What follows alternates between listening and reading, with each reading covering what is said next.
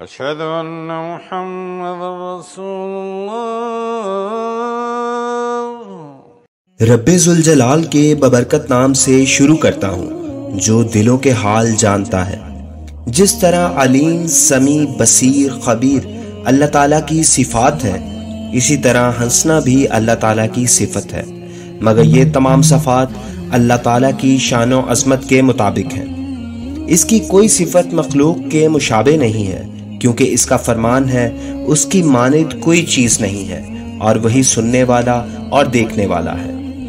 جن روایات میں اللہ تعالیٰ کی اس صفت کا تذکرہ ہوا ہے ذیل میں پیش کی جا رہی ہیں۔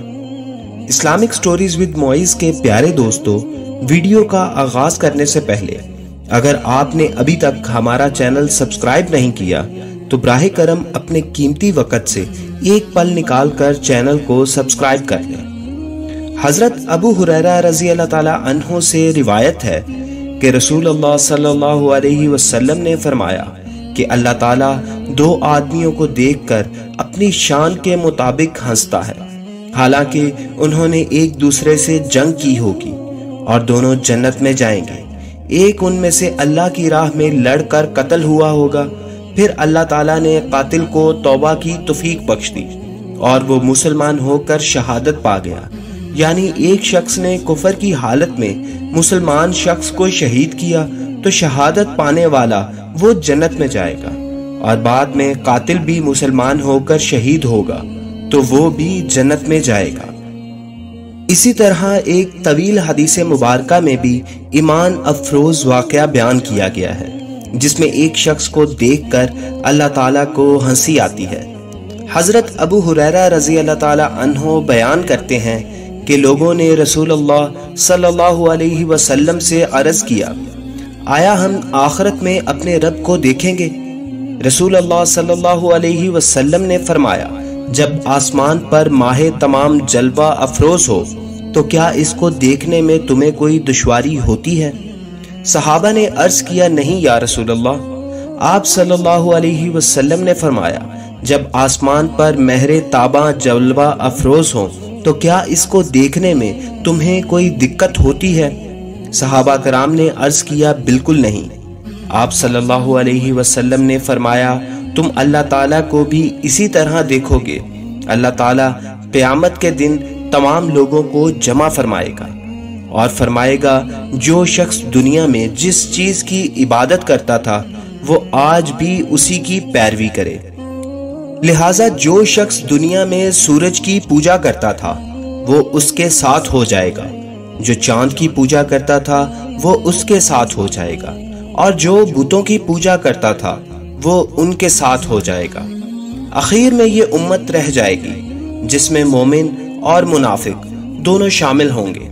اللہ تعالیٰ ان کے سامنے کسی ایسی صورت میں جلوہ گر ہوگا جو ان کے لیے اجنبی ہوگی، اور فرمائے گا، میں تمہارا رب ہوں۔ میری امت کہے گی، ہم تم سے اللہ کی پناہ میں آتے ہیں، ہم اس جگہ ٹھہریں گے یہاں تک کہ ہمارا رب جلوہ گر ہو اور ہم اس کو پہچان لیں۔ پھر اللہ تعالیٰ ان کے سامنے اس صورت میں جلوہ گر ہوگا جو ان کے لیے جانی پہچانی ہوگی، اور وہ فرمائے گا، میں تمہارا رب ہوں۔ پھر میری امت عرض کرے گی، ہاں تو واقعی ہی ہمارا رب ہے۔ پھر وہ اپنے رب کے جلوہ کو اتباع کریں گے۔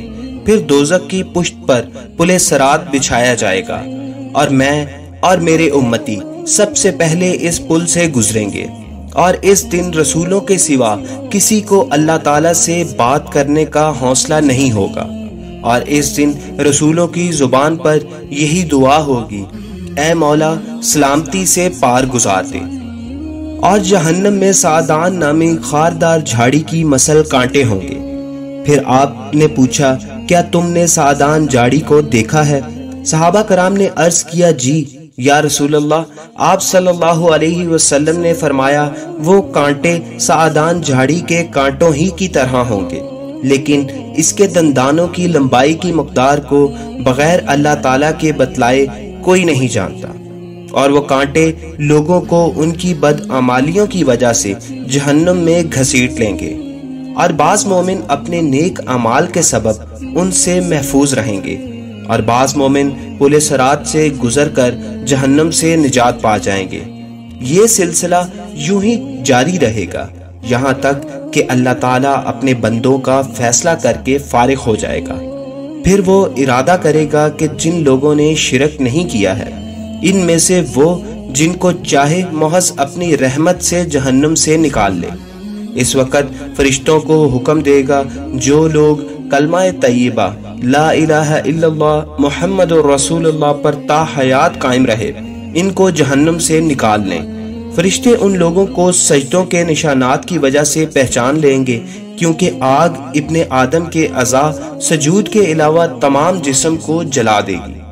یہ لوگ جلے ہوئے جسم کے ساتھ جہنم سے نکالے جائیں گے، پھر ان پر آب حیات ڈالا جائے گا جس کی وجہ سے یہ لوگ اس طرح تر و تازہ ہو کر اٹھ کھڑے ہوں گے جیسے کیچڑ میں پڑا ہوا دانہ اگ پڑتا ہے۔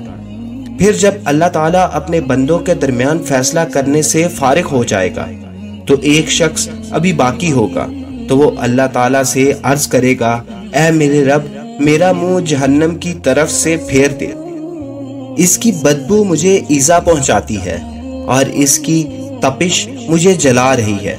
پھر جب تک اللہ تعالیٰ کی مشیت میں ہوگا وہ دعا کرتا رہے گا، پھر اللہ تعالیٰ اس کی طرف متوجہ ہو کر فرمائے گا اگر میں نے تیرا یہ سوال پورا کر دیا تو پھر تو اور سوال کرنے لگے گا۔ وہ شخص کہے گا میں اور کوئی سوال نہیں کروں گا۔ پھر اللہ تعالیٰ اس سے وعدہ کی پختگی پر اپنی مرضی کے مطابق عہد و پیمان لے گا۔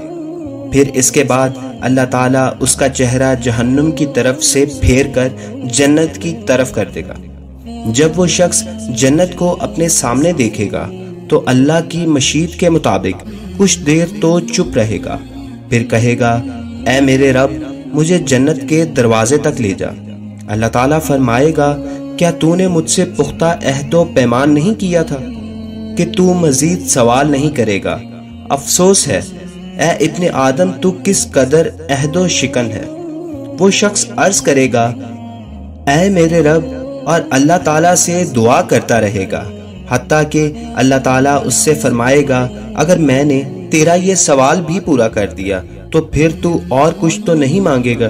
وہ شخص کہے گا اے میرے رب تیری عزت و جلال کی قسم میں ایسا نہیں کروں گا۔ پھر اللہ تعالیٰ اس شخص سے اس نئے وعدے کی پختگی پر اپنی مرضی کے مطابق عہد و پیمان لے گا اور اس کو جنت کے دروازے پر کھڑا کر دے گا۔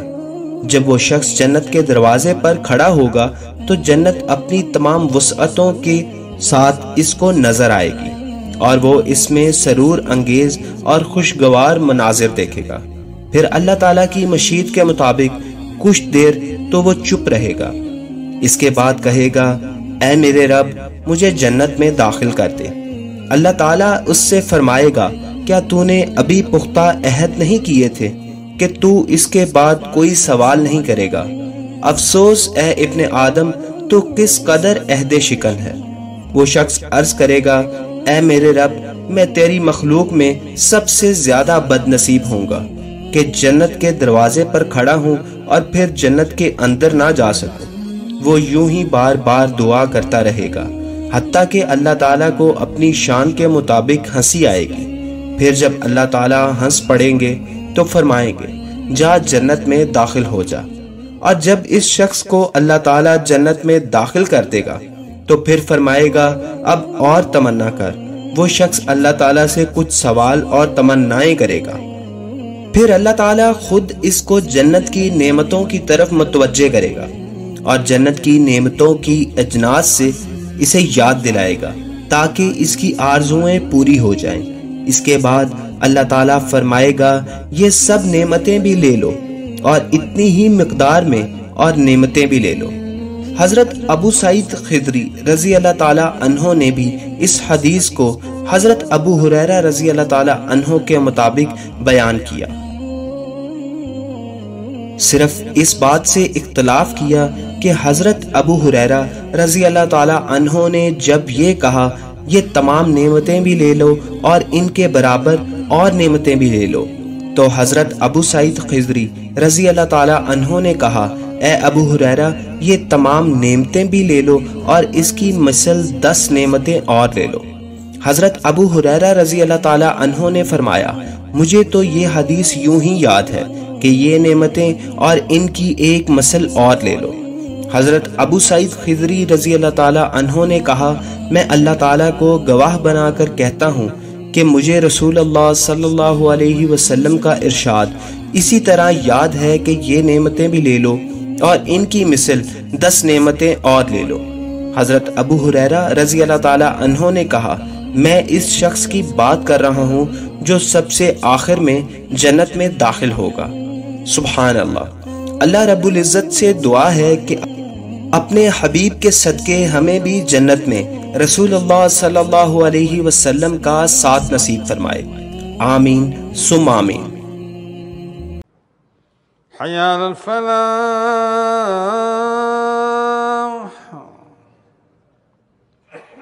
حي على الفلاح۔